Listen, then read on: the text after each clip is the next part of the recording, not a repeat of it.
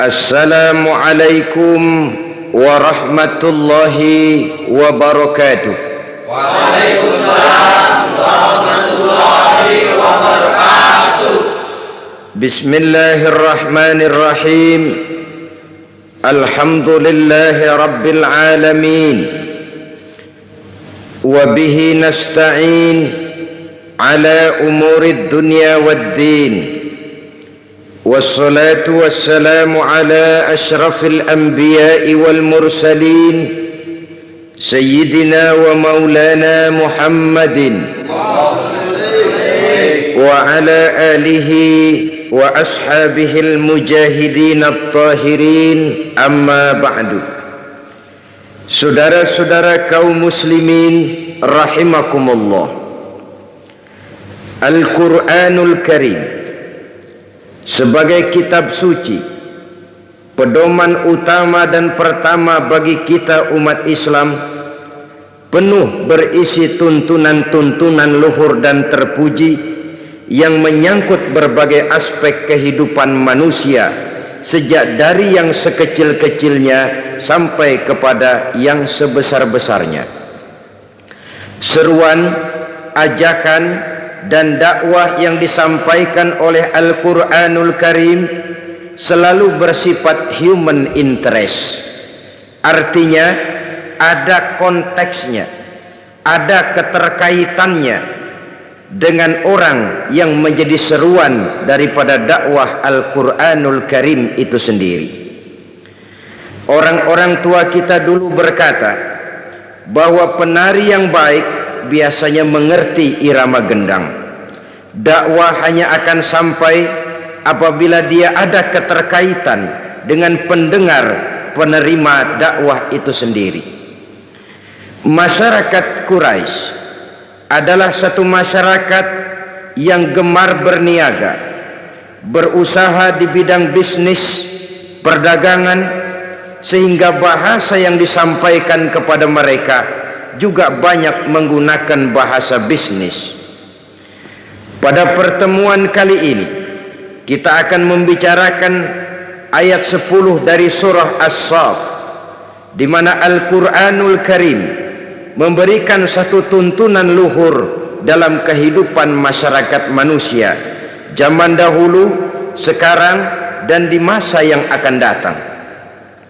Dalam surah As-Saff ayat 10, Allah subhanahu wa ta'ala berfirman, A'udzu billahi minasy syaithanir rajim.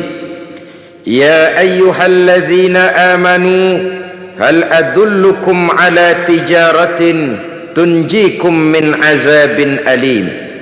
Wahai orang-orang yang beriman, maukah kamu semua aku tunjukkan kepada satu perniagaan, satu bentuk perdagangan, satu bisnis yang akan menyelamatkan kamu seluruhnya dari azab yang sangat pedih.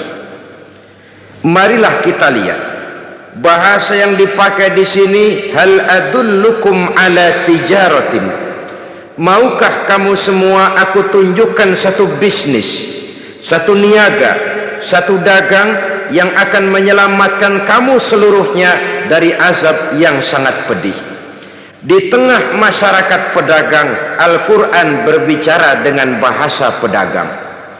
Karena bagaimanapun kita mengerti, dakwah hanya akan berhasil kalau bersifat human interest.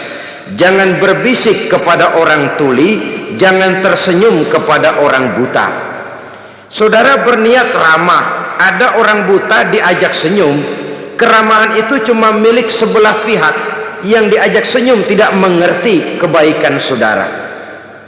Sama saja orang budak dibisikin. Jangankan berbisik, kita teriak pun mereka tidak dengar, apalagi dibisiki. Tidak bersifat human interest. Sama juga saudara pidato di depan nenek-nenek lalu cerita tentang perkembangan politik Timur Tengah. Ini tidak bersifat human interest. Quran adalah untuk segala umur. Ia berbicara untuk segala lapisan manusia dengan berbagai macam predisposition, dengan berbagai macam latar belakang. Kepada petani, mereka akan tertarik jikalau kita berbicara dengan bahasa petani. Kepada pegawai negeri, mereka akan tertarik jikalau kita berbicara dengan gaya bahasa pegawai. Kepada pedagang, maka Al-Quran menggunakan gaya bahasa hal adullukum ala tijaratin. Maukah kamu semua aku tunjukkan kepada satu perdagangan, satu bisnis yang akan menyelamatkan kamu dari azab siksaan yang amat pedih? Jawaban tentu saja mau. Tidak ada orang yang tidak mau kalau ditunjukkan kepada satu keuntungan. Saudara-saudara, mau apa tidak saya tunjukkan satu dagang yang bisa menyelamatkan saudara dari azab yang pedih? Jawaban tentu mau. Maka baru masuk kepada seruan Al-Quran itu, kalau kamu semua mau ditunjukkan kepada satu bisnis, satu usaha, satu dagang yang bisa menyelamatkan kamu semua dari azab yang sangat pedih, maka bisnis itu tidak lain. Pertama, tu'minuna billahi, yaitu engkau beriman kepada Allah subhanahu wa ta'ala, beriman dengan seyakin-yakinnya, meresap sampai ke tulang sumsum yang paling dalam, melekat dan melembaga iman itu dalam kepribadian kita, kemanapun kita pergi, dimanapun saja kita berada. Iman semacam inilah yang mendorong dinamika kehidupan, sehingga manusia mempunyai satu sugesti untuk berbuat dan memanfaatkan waktu-waktu dalam kehidupan ini dengan sebaik-baiknya.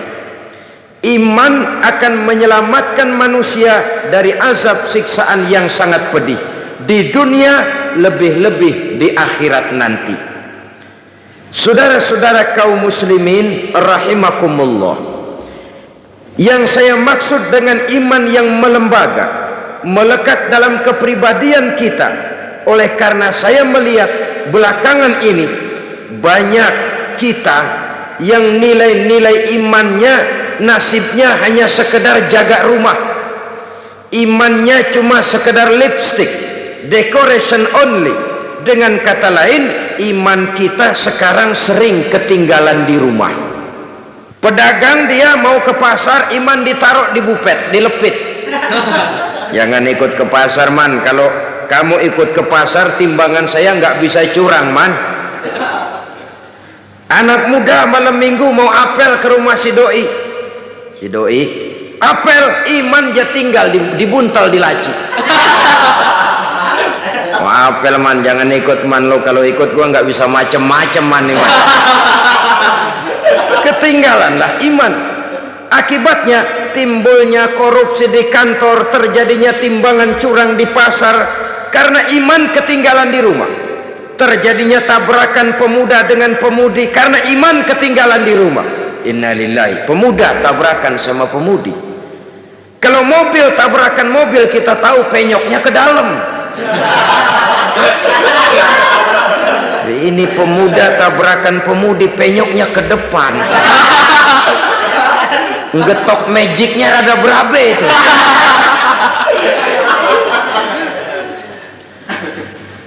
Iman yang melekat melembaga kemanapun kita pergi, dimanapun kita berada. Ini nanti pada gilirannya akan melahirkan satu disiplin yang murni, yang tumbuh dari dalam jiwa. Dalam satu seminar tentang merosotnya disiplin nasional, saya katakan disiplin nasional sekarang ini dirasakan merosot. Pertama, karena menipisnya budaya malu. Budaya malu menipis karena iman menipis, orang jauh dari agama. Bisa dibayangkan kalau budaya malu sudah menipis, Orang lalu pakai filsafat cuek dalam kehidupan. Mukanya diganti muka tembok, kupingnya ditukar kuping kebo, kulitnya diganti kulit badak. Bayangin kalau muka tembok, kuping kebo, kulit badak, diapain aja nggak ada ngartinya, cuek aja. Yang kedua, merosotnya disiplin oleh karena kurangnya keteladanan. Bagaimanapun juga orang itu dididik, digembleng, ditatar, didoktrin, pada akhirnya dia tetap akan mencari bentuk. Siapa yang harus kami contoh, Pak? Kami siap begini, kami siap begitu, kami mau ini dan itu, tapi siapa yang harus kami contoh, Pak? Keteladanan ini yang makin langka belakangan ini. Jadi oleh karenanya, iman menyelamatkan manusia dari kerugian dunia dan akhirat, dari azab yang sangat pedih, baik dalam kehidupan di dunia, lebih-lebih dalam kehidupan di akhir nanti. Iman yang melembaga, melekat dalam jiwa dan kepribadian kita, ikut dia kemanapun kita pergi, beserta kita dia kemanapun kita berada.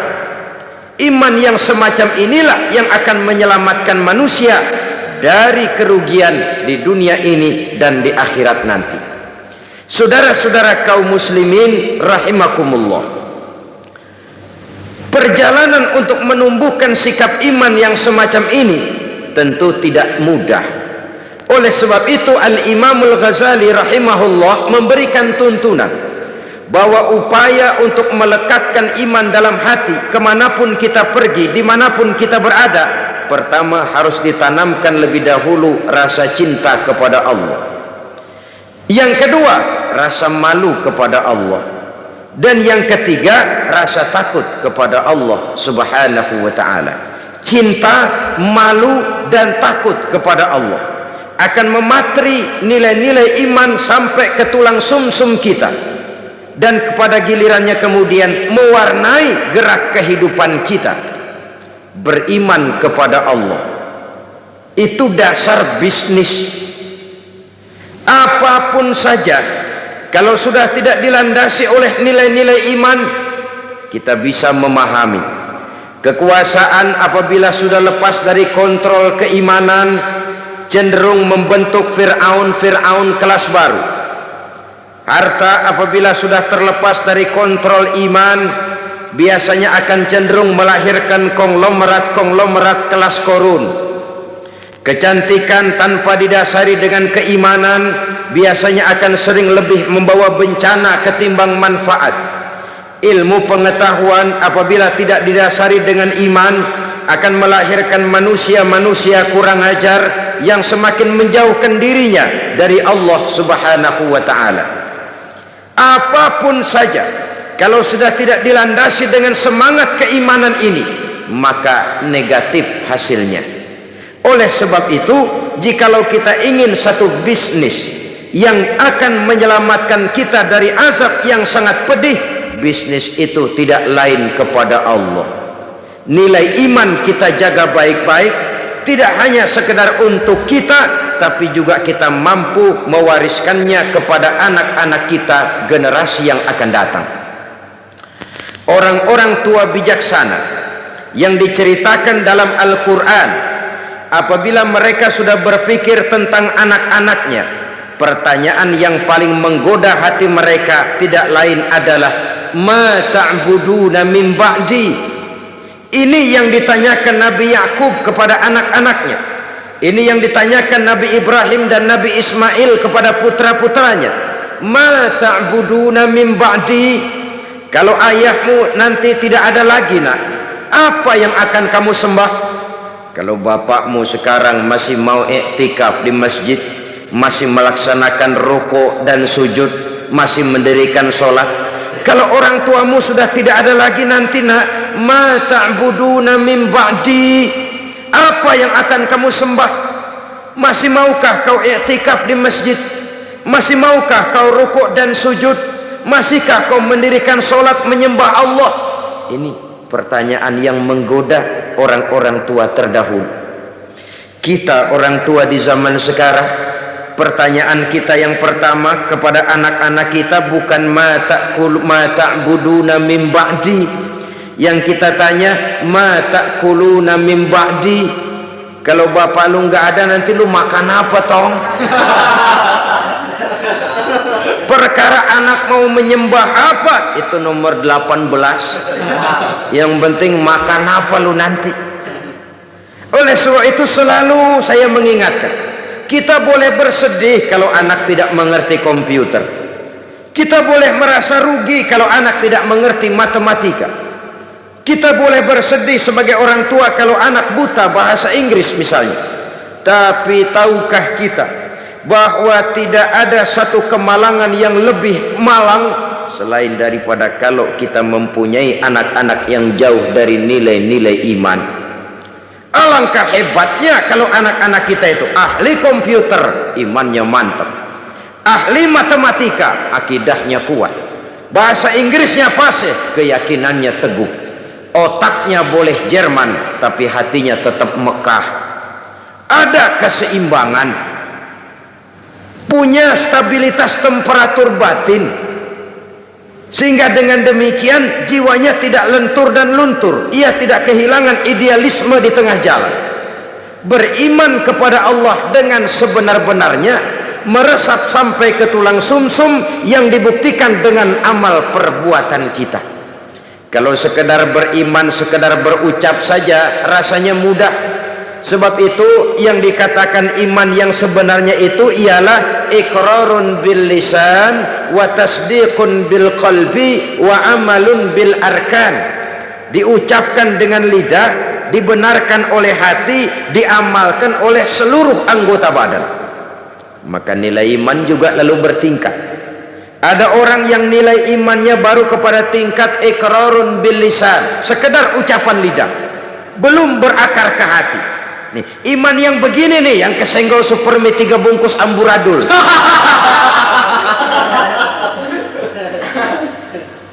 Imannya baru sekedar iqrarun bil lisan, sekedar ucapan lidah, belum berakar di hati. Mudah goyah seperti buih di lautan.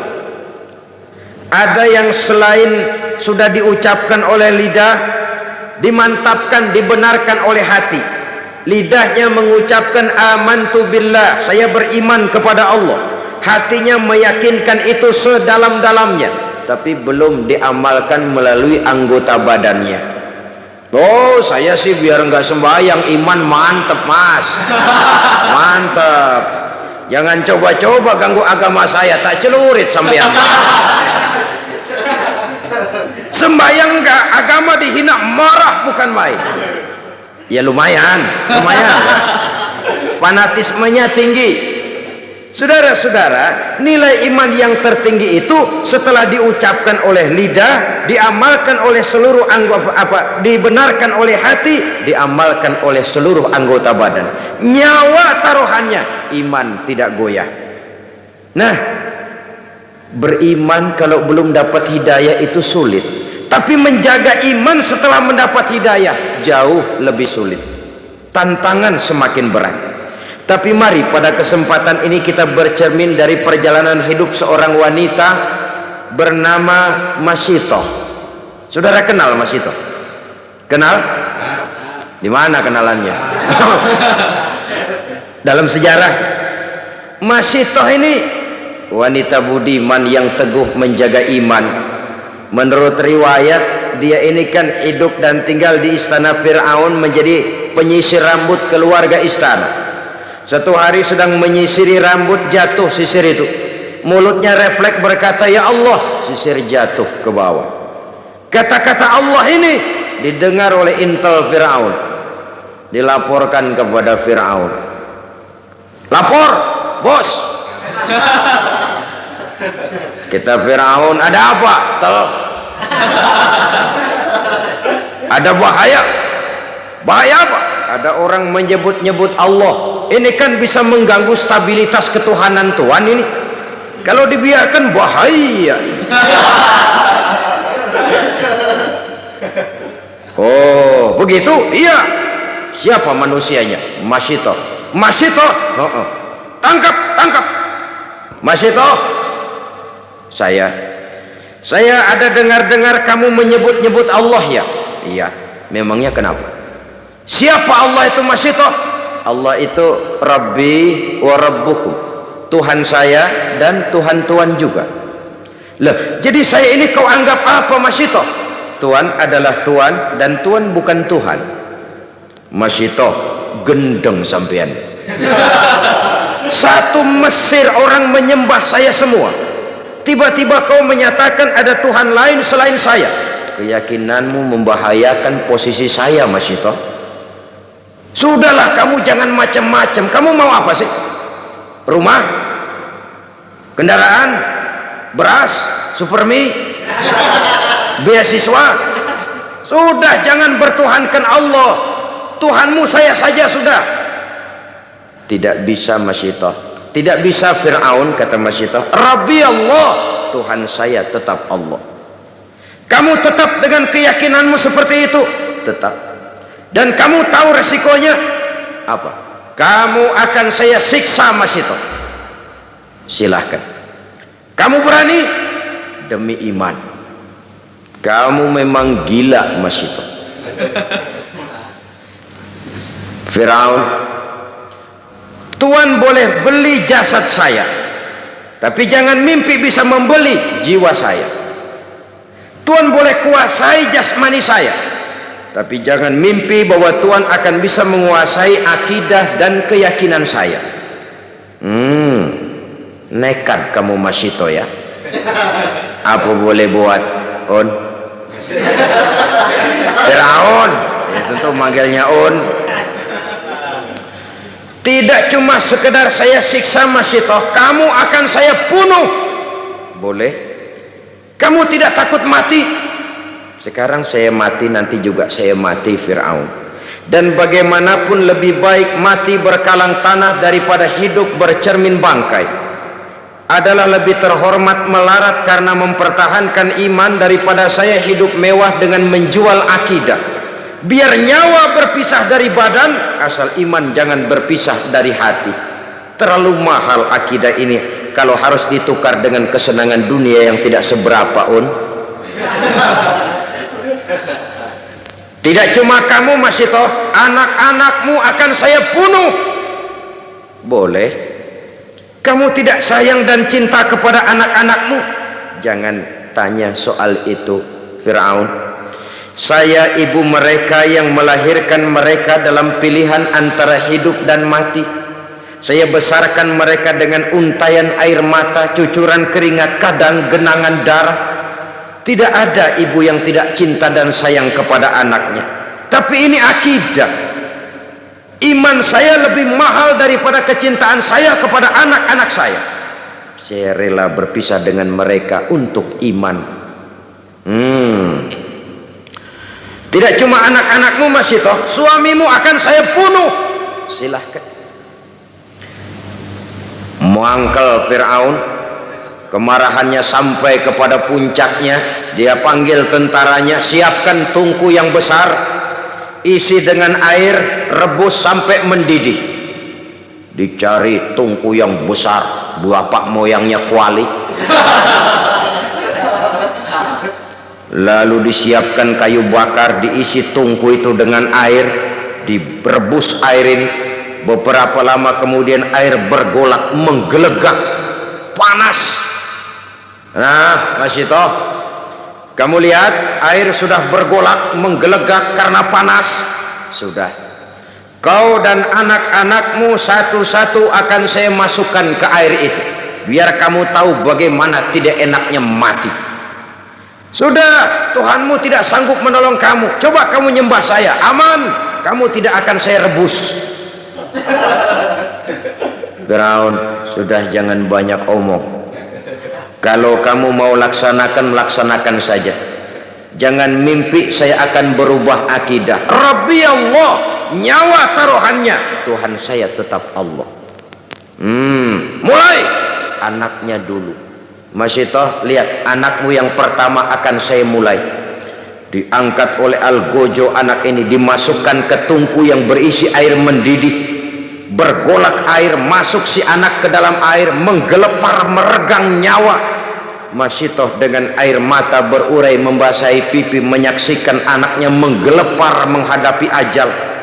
Selamat jalan nak, ibu sayang kepadamu, ibu cinta kepadamu nak, tapi ini akidah, ini lebih mahal dari segalanya nak, ibu ikhlas. Mudah-mudahan nanti kita bisa berkumpul di akhirat di bawah naungan ridho Allah. Kuatkan hatimu nak, jaga teguh iman, jangan menyembah Fir'aun. Gugur anak sebagai syahid, anaknya yang kedua, ketiga dan selanjutnya, Masitoh sendiri sampai kemudian suaminya, seluruhnya gugur di air yang mendidih untuk mempertahankan iman. Kalau Masitoh, suaminya, anak-anaknya, nyawa taruhannya, nyawa mereka lepas dan iman tidak goyah. Adakah intan yang lebih mahal? Adakah mutiara yang lebih berharga selain daripada nilai-nilai iman ini? Tidak ada. Jikalau dia hancur, jikalau dia sudah tidak ada, apalagi yang bisa kita banggakan di dalam kehidupan. Sebab itu, satu kali la ilaha illallah, mari kita pasang tekad sampai mati, sampai tetes darah yang paling penghabisan, tetap la ilaha illallah. Karena Islam kita hidup, untuk Islam kita berjuang, dan dalam Islam kita ingin kembali menghadap Allah Subhanahu wa ta'ala. Bisnis tidak akan membawa kerugian. Bisnis akan menyelamatkan manusia dari azab yang sangat pedih apabila diawali dan didasari dengan tu'minuna billah, beriman kepada Allah. Orang yang beriman kepada Allah, bergerak di bidang apapun dia, kegiatannya diwarnai oleh nilai-nilai imannya, lalu tidak terjebak kepada prinsip menghalalkan segala cara untuk mencapai satu tujuan. Tapi kalau sudah didasari oleh bukan dengan dasar iman, mafia yang akan lahir, yang kuat mencaplok yang lemah, pengusaha kakap bukan lagi jadi bapak angkat, bapak asuh, tapi malah jadi pemeras dan menghabiskan pengusaha-pengusaha kecil. Yang pedagang kaki lima tetap tersaruk-saruk, sementara yang tinggi gunung diuruk, sumur digali. Itu namanya gunung diuruk, sumur digali. Gunung udah tinggi diuruk, sumur udah dalam digali lagi, mungkin habis. Maka kita pun bersyukur bahwa salah satu upaya pemerintah kita adalah mewujudkan pemerataan di dalam pembangunan. Nah, pemerataan ini tentu bukan berarti bahwa manusia Indonesia ini tingkat ekonominya harus sama semua, tidak. Semua harus punya mobil, tidak. Semua harus tinggal di rumah gedung, tidak. Pemerataan itu artinya kalau yang kaya bisa semakin kaya. Kenapa? Yang miskin tidak bisa naik sedikit kaya. Menciptakan kesempatan untuk merubah keadaan. Bukan berarti manusia Indonesia standar ekonominya mesti sama semua. Quran pun mengatakan bahwa Allah melebihkan rezeki sebagian kamu di atas yang lain. Miskin, kaya itu romantika kehidupan. Tidak mungkin kemiskinan bisa dihilangkan, paling-paling dikurangi. Menciptakan pemerataan artinya mewujudkan kesempatan. Jikalau yang kaya bisa semakin kaya, kok yang miskin bisa, kenapa tidak bisa naik jadi sedikit kaya? Setidaknya dia punya kesempatan untuk maju. Saya pikir kalau setiap orang punya kesempatan, dia tentu akan bisa berbuat sebagaimana orang lain bisa. Cuma kesempatan, dan kesempatan itu kadang-kadang ada tapi ditutup, ada tapi tidak disalurkan, ada tapi kadang-kadang jatuh ke tangan manusia yang tamak bin rakus alias serakah. Sehingga dengan demikian maka kesempatan ini sulit untuk teralirkan kepada mereka yang memang memerlukannya. Saudara-saudara kaum muslimin rahimakumullah, dengan demikian maka apabila bisnis ini dilandasi dengan nilai-nilai iman, motivasinya tentu karena iman, keuntungan yang didapat akan kembali untuk menyinari keimanan, sebagaimana yang dicontohkan misalnya oleh seorang sahabat Sayyidina Utsman ibni Affan radhiyallahu an, pengusaha tangguh, bisnis bidangnya, tapi keuntungannya jelas dialirkan buat kepentingan agama. Saudara-saudara kaum muslimin rahimakumullah, yang kedua setelah beriman kepada Allah juga wa rasulih, yaitu beriman kepada Rasul Allah. Beriman kepada Rasul tidak hanya sekedar percaya bahwa Allah telah mengutus Nabi Adam alaihi salam, bahwa Allah telah mengutus Nabi Nuh, bahwa Allah telah mengutus Nabi Ibrahim, Nabi Musa, Nabi Isa dan selanjutnya, tetapi juga mengikuti ajaran yang dibawa oleh para Rasul dengan menyadari konteks daripada diutusnya Rasul itu sendiri. Saudara-saudara kaum muslimin rahimakumullah, seluruh Rasul yang diutus oleh Allah, yang 25 jumlahnya yang wajib kita kenal namanya itu, seluruhnya berasal dan bersumber dari satu Tuhan yang sama. Maka ajaran yang mereka bawa tentang Tuhan pasti sama. Intinya pada kalimat la ilaha illallah. Nabi Nuh tentu beliau mengajarkan kepada umatnya la ilaha illallah, Nuh Rasulullah. Nabi Ibrahim tentu beliau mengajarkan kepada umatnya la ilaha illallah, Ibrahim Rasulullah. Nabi Musa tentu mengajarkan kepada umatnya la ilaha illallah, Musa Rasulullah. La ilaha illallahnya itu sama. Seluruh dari Rasul yang 25 sumbernya sama dari Allah. Maka ajaran mereka tentang Tuhan pasti sama. Jadi kalau ada Rasul yang mengajarkan bahwa ada Tuhan lain selain daripada Allah, jelas itu Rasul pabriknya lain. Udah kena asam beling itu. Sepanjang sumbernya sama dari Allah Subhanahu wa ta'ala, ajarannya tentang Tuhan pasti sama. Tidak logik, tidak bisa diterima akal. Kalau Allah mengutus Nabi Nuh lalu bilang, Nuh ajarkan kepada umatmu aku Esa. Diutus lagi Nabi Ibrahim, Ibrahim sampaikan kepada umatmu aku Dua. Diutus lagi Nabi Isa, Isa ajarkan kepada umatmu aku Tiga. Ini Tuhan macam apa ini? Tuhan tidak konsekuen. Kepada seluruh Rasul yang diutus Allah, misinya sama, prinsipnya la ilaha illallah. Kenapa Allah memerlukan mengutus Rasul? Apa tidak bisa Allah berhadapan langsung saja dengan manusia? Bisa. Tapi keterbatasan manusia itulah yang tidak memungkinkan manusia untuk secara langsung berhadapan dengan kebesaran Allah Subhanahu wa ta'ala. Maka dengan sifat rahmahnya Allah diutus para Rasul dari zaman ke zaman.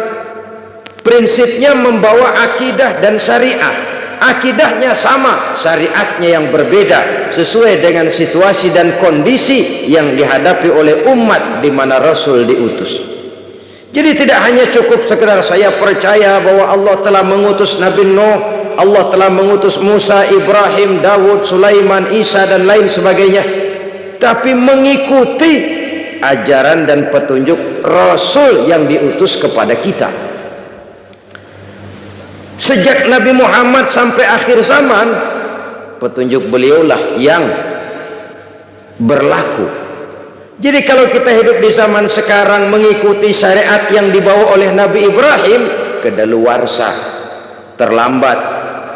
Mengikuti syariat yang dibawa Nabi Sulaiman, terlambat. Syariat itu betul, tapi hanya berlaku di zaman Nabi Sulaiman. Syariat yang dibawa Nabi Musa benar, hanya berlaku di zaman Nabi Musa, Nabi Sulaiman dan selanjutnya. Sedangkan sejak diutusnya Nabi kita sampai ke akhir zaman, syariat beliaulah yang berlaku. Saudara-saudara kaum muslimin rahimakumullah. Jadi percaya kepada Allah tanpa mempercayai Rasulnya itu sama juga meragukan Allah. Karena itu tidak bisa dipisahkan satu dengan lainnya. Beriman kepada Allah, beriman kepada para Rasulnya. Dan sudah disepakati menurut tuntunan Al-Quran bahwa Nabi kita Muhammad Sallallahu Alaihi Wasallam adalah Rasul terakhir yang diutus oleh Allah Subhanahu Wa Taala. Tidak ada lagi Rasul sesudah beliau. Maka di zaman sekarang kalau ada orang mengaku jadi Rasul, biar bahasa Arabnya fasih, jenggotnya panjang, serbannya lebar, gamisnya kalah kalau Superman mah. Kalau dia ngaku jadi nabi, ngaku jadi rasul, kita umat Islam wajib untuk tidak percaya, wajib untuk tidak percaya. Nah, ini kondisi dasar beriman kepada Allah dan Rasulnya. Sesudah itu, bisnis yang tidak membawa kerugian itu apa? Setelah beriman kepada Allah, beriman kepada Rasul dengan sepenuh keyakinan, tidak goyah walau nyawa taruhannya, tidak lentur dan luntur walaupun tubuh dicincang berkeping-keping, walaupun leher harus terjerat tali gantungan, iman tetap tangguh, setangguh batu karang di lautan, biar tiap hari diterjang ombak, dikikis gelombang, namun dia tegak tegar berdiri menyambut hantaman sang gelombang. Setelah itu, wa tujahiduna fi sabilillahi bi amwalikum wa anfusikum. Setelah beriman kepada Allah dan Rasulnya, engkau berjihad fi sabilillah, di jalan Allah, bi amwalikum wa anfusikum, dengan harta bendamu dan dengan dirimu, dengan jiwa dan ragamu. Saudara-saudara kaum muslimin rahimakumullah, iman dan jihad memang dua hal yang tidak bisa dipisahkan satu sama lain. Hanyalah jikalau kita beriman maka kita siap melaksanakan jihad. Jikalau kita akan turun berjihad harus dasarnya karena iman. Dan selama ini orang sering memberikan warna kelabu terhadap yang namanya jihad, sehingga timbul pengertian yang serem-serem. Dan ini memang tidak bisa disalahkan. Kaum orientalis, orang-orang asing yang mempelajari Islam dengan tujuan mencari kelemahan Islam, sering memberikan pengertian yang tidak benar kepada Islam. Dan ini sering ditelan oleh orang-orang yang mempelajari Islam melalui buku mereka. Umpamanya mereka menyebut Islam itu dengan Muhammadanism. Ini misalnya disponsori oleh Gibb dan kawan-kawan, profesor dari Harvard University, guru besar tentang Islam, tapi orang bukan Islam dia. Islam disebut Muhammadanism, ajaran Muhammad. Nah, sepintas sesungguhnya fungsi Nabi Muhammad dalam Islam hanya sekedar penyampai. Ialah kalau ajaran Bung Karno disebut Soekarnoisme, ajaran Lenin disebut Leninisme, ajarannya Karl Marx disebut Marxisme. Tapi kalau Islam disebut dengan Muhammadanism, Muhammadanisme, akan timbul kesan seolah-olah Islam adalah produk Nabi Muhammad, seolah-olah Islam adalah buatan bikinan Nabi kita. Padahal tidak, Nabi cuma sekedar penyampai. Nah, termasuk jihad. Gibb misalnya dan beberapa teman-temannya yang lain menyebut jihad itu dengan jihad is a holy war. Jihad adalah perang suci. Sehingga konotasi jihad selalu diidentikan dengan perang. Kesan yang timbul keras, kasar, brutal, teroris. Maka akibatnya tiap kali kita bicara soal jihad, orang a priori curiga, memandang kita dengan suudzon. Aha, umat Islam sudah siap jihad, ngasah pedang, ngasah tombak, ngasah panah, siap bertempur ke medan perang. Bahwa perang untuk membela agama, bukan untuk memaksakan agama, merupakan bagian kecil saja dari jihad, ya. Tapi bahwa jihad bukan sekedar perang, itu harus dipahami. Jihad adalah mengeluarkan satu kemampuan maksimal untuk mencapai satu tujuan yang diridhoi oleh Allah Subhanahu wa ta'ala. Itu jihad namanya.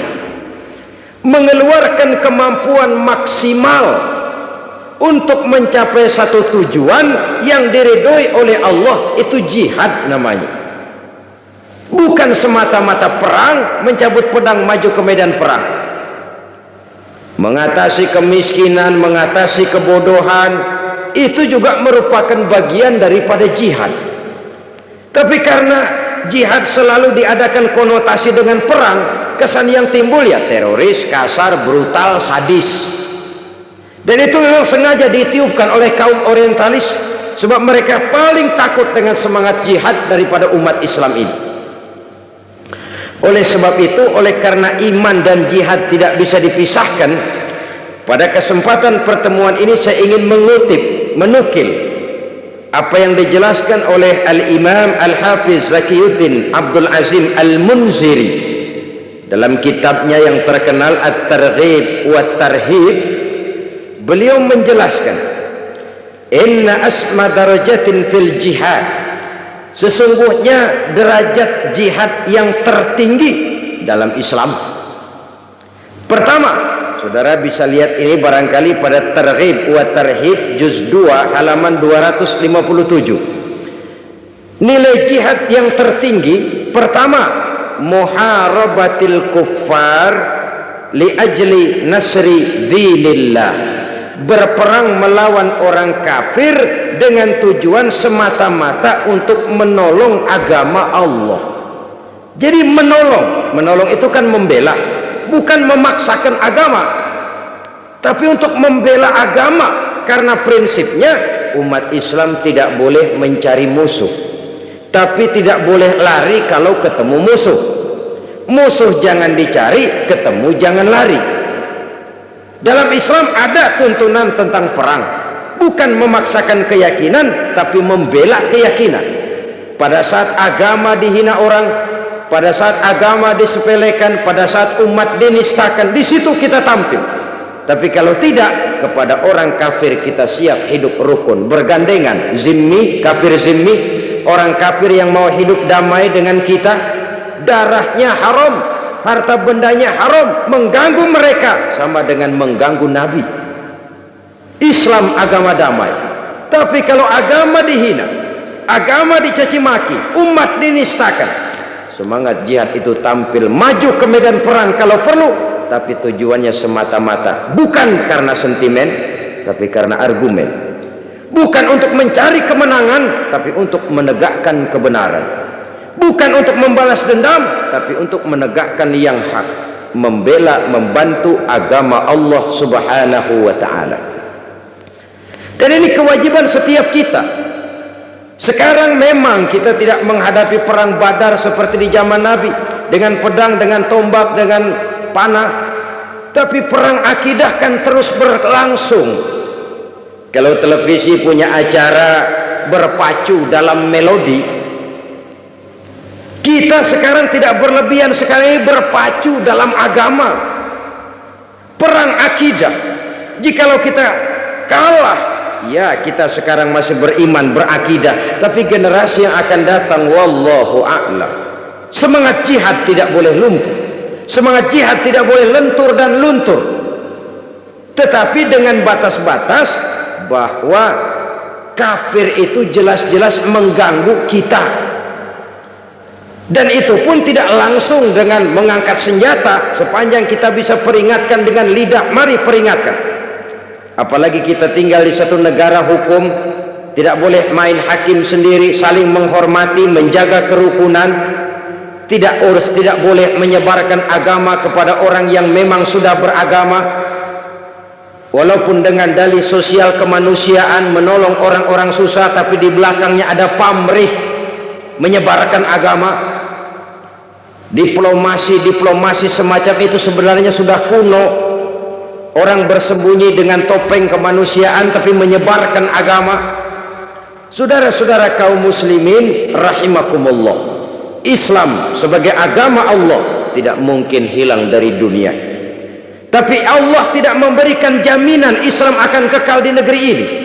Jikalau kita umat Islam di Indonesia tidak mau menjaga Islam ini, tidak mau berjuang dan berkorban untuk kepentingan Islam ini, tidak mau mewariskan Islam ini kepada anak-anak kita generasi yang akan datang. Jadi ini tingkat jihad yang tertinggi, muharabatul kuffar li ajli nasri dinillah, berperang melawan orang kafir dengan tujuan membela, menolong agama Allah. Itu satu. Yang kedua,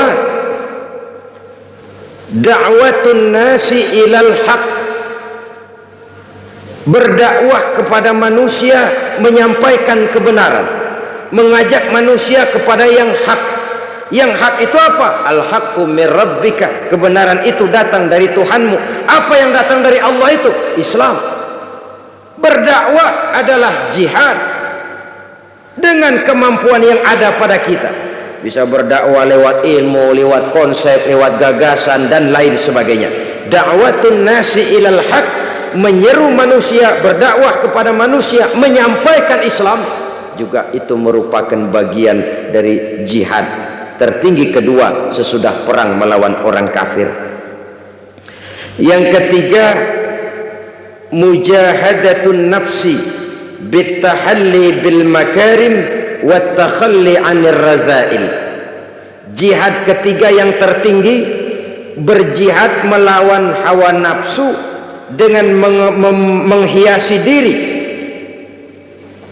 dengan sifat-sifat yang terpuji dan mengosongkan diri dari sifat-sifat yang tercela. Itu jihad melawan nafsu, mengosongkan diri dari akhlak yang tercela, menghiasi diri dengan akhlak yang terpuji. Bagaimana kita berjuang menghilangkan hasud, sum'ah, riya, takabbur, ujub dan lain sebagainya. Lalu bagaimana menghiasi diri dengan sabar, tawadhu, qanaah, ikhlas, yakin dan lain sebagainya. Itu juga merupakan jihad. Sebab kalau tidak jihad yang jadi landasan dasarnya, sulit untuk melakukan hal semacam itu. Yang keempat, mujahadatus syaitan bidaf'i ma ya'ti bihi minasyubuhat, berjihad menghadapi setan dengan menolak hal-hal subuhat yang dibawa oleh setan. Setan itu kalau dia tidak bisa membawa kita ke jalan zolim, kegelapan, dia bikin samar-samar jalanan, dia bikin remeng-remeng. Gelap nih, udah jelas kita nggak mau menempuh. Minuman keras haram, itu mutlak. Nah, setan bikin remeng-remeng, nah kalau nggak teler mah kagak. Enggak katanya. Dibikinnya remeng-remeng. Itu menolak yang kayak begitu, itu memerlukan jihad. Saudara hadirin ma'asyiral muslimin yang berbahagia, kalau tidak bisa diyakini kita dengan jalan kegelapan yang sesat, dibikinnya kita remeng-remeng, samar-samar, sehingga akhirnya sulit lagi untuk membedakan antara yang ma'ruf dan yang munkar. Pada klimaksnya nanti oleh setan dibalik, yang ma'ruf dia jadi munkar, yang munkar jadi ma'ruf. Terjadilah penjungkiran nilai. Itu yang keempat. Yang kelima, tarku majalisi su'i, meninggalkan majelis yang jahat, meninggalkan lingkungan pergaulan yang jahat. Kita tahu lingkungan sangat besar pengaruhnya dalam ikut membentuk kepribadian manusia. Sehingga kata Syauqi dalam sebaik syairnya, man asyaral asrafa asa musyarrafan wa mu'asyiral anzali ghairu musyarrafin. Awalam taral jildal hakira muqabbalan bithagri lamma sara jildal mushaf. Siapa yang berteman dengan orang mulia, dia akan ikut menjadi mulia. Tapi siapa berteman dengan orang hina, dia tidak akan ikut menjadi mulia. Tidakkah kau lihat, kata Syauqi, betapa kulit kambing yang hina dicium orang ketika berteman dengan Quran. Kulit kambing itu rendah, hina. Kalau dia sendirian gak ada yang mau cium kulit kambing. Tapi begitu dia disamak jadi kantong Quran, orang pakai minyak wangi tuh kulit kambing. Dibawa, diambil, dicium dulu, dijunjung tinggi. Kenapa? Kantong Quran. Kulit kambing berteman sama Quran, mujur, dihormati orang lantaran temannya Quran.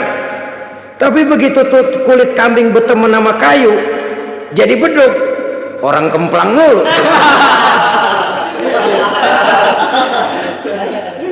Subuh gelap-gelap orang kemplangin udah. Itu kalau dipikir-pikir dikit banget tuh, salah milih temen doang tuh kulit kambing. Yang temannya Quran dihormatin, yang temannya kayu lantaran beduk orang gaplokin dulu. Jadi terutama adik-adik remaja, para pemuda, sebagai pemuda bergaul dengan siapa saja silahkan bergaul, tapi harus punya filter. Namanya remaja tidak bergaul pun tidak baik. Ndelohom nggelenggem di rumah, ngitungin kasok mulu. Bergaulah. Dengan bergaul nuansa pandangan wawasan terbuka. Dengan bergaul banyak yang kita serap dari pergaulan, tapi harus punya filter. Meninggalkan lingkungan pergaulan yang jahat. Dia kenal penjahat boleh untuk terhindar dari kejahatannya, tapi jangan lupa kadang-kadang getahnya ngikut.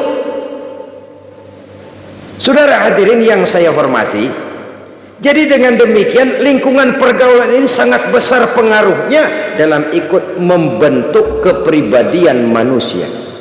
Oleh karena itu, tarku majalisi su'i, meninggalkan lingkungan yang jahat, itu jihad, dan itu berat. Orang kalau ngadain kumpulan ngaji seret banget, kayak narik bambu dari ujung. Kita getok rumahnya, ngajinya duluan dah, duluan, ntar saya nyusul belakangan.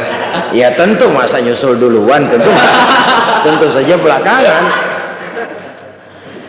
Saudara-saudara, tapi kalau kita membentuk satu pub, satu klub yang tidak berorientasi kepada kehidupan beragama, itu gampang benar suburnya itu, banyak peminatnya.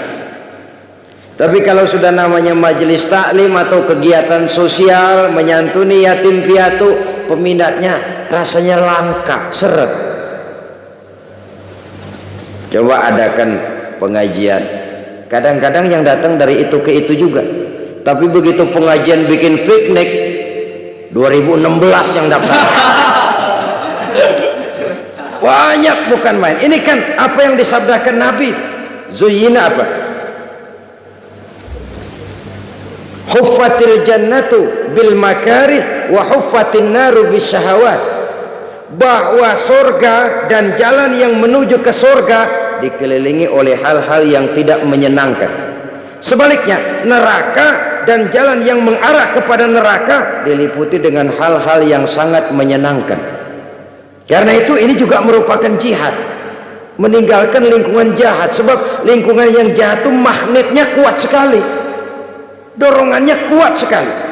Ya kadang-kadang karena gengsi, masa anak muda kayaknya nggak bisa teler, kayaknya kuno banget. Nah, rangsangan semacam ini lalu mencoba ikut-ikutan untuk ya menikmati, setidaknya pernah ngerasain teler begitu, nggak ketinggalan zaman. Ini juga memerlukan jihad. Karena itu saya titipkan sekali lagi, bergaul dengan siapapun persilahkan, tapi harus punya filter. Karena lingkungan pergaulan sangat besar pengaruhnya dalam ikut membentuk watak dan kepribadian manusia. Tidak mustahil orang yang lingkungannya baik-baik, tapi karena terpengaruh oleh pergaulan yang tidak baik, berubah jadi tidak baik. Di kampungnya mas santri, datang ke Jakarta pakai peci, sarungan, assalamualaikum, kena aja angin Jakarta, klepok.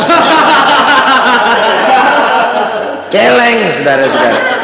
Maklum angin Jakarta ini panas.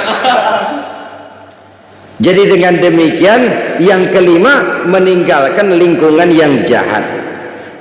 Yang keenam, yang masuk bagian daripada jihad itu al-iqbalu 'alan nasihati wal 'amalu biha. Menerima nasihat dan mengamalkannya, itu juga jihad. Dan itu berat. Apalagi kalau nasihat itu kira-kira ngegetok jidat kita. Itu berat loh nerimanya. Orang bilangin, kamu ini punya penyakit hasud. Kita memang punya penyakit itu, tapi kadang-kadang harga diri kita yang muncul. Kamu jadi gua, lu bilangin. Tuaan gua sama lu. Tuaan katanya. Apalagi yang bilangin anak baru kemarin, lu ngasih tahu gua, lu sunat, gua yang mangkuk lo. Gengsi yang lalu timbul.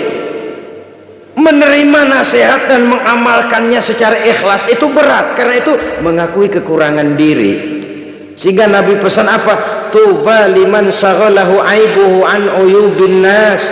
Beruntunglah orang yang kekurangan pada dirinya menyebabkan dia sudah cukup sibuk sehingga tidak sempat mencari-cari kekurangan orang lain. Si anu katanya anu enggak tahu ya, saya sibuk mikirin aib diri saya, lalu bagaimana saya tahu aib orang lain? Kadang-kadang kita ini terbalik, sibuk mencari aib kekurangan orang lain sampai lupa kepada aib kita sendiri. Enggak ada aib orang, malah kita cari, kita korek-korek. Siapa aja kita hubungin, gue denger si ano. Udah dah, nyambung dah, kalau udah ano juga ano. Saudara-saudara kaum muslimin rahimakumullah. Jadi dengan demikian nasihat ini bisa datang dari orang lain, bisa datang dari diri kita sendiri, bisa datang dari semua yang kita lihat dalam kehidupan. Semuanya kita terima, kita amalkan yang baiknya, kita saring yang tidak baiknya untuk tidak kita gunakan di dalam kehidupan.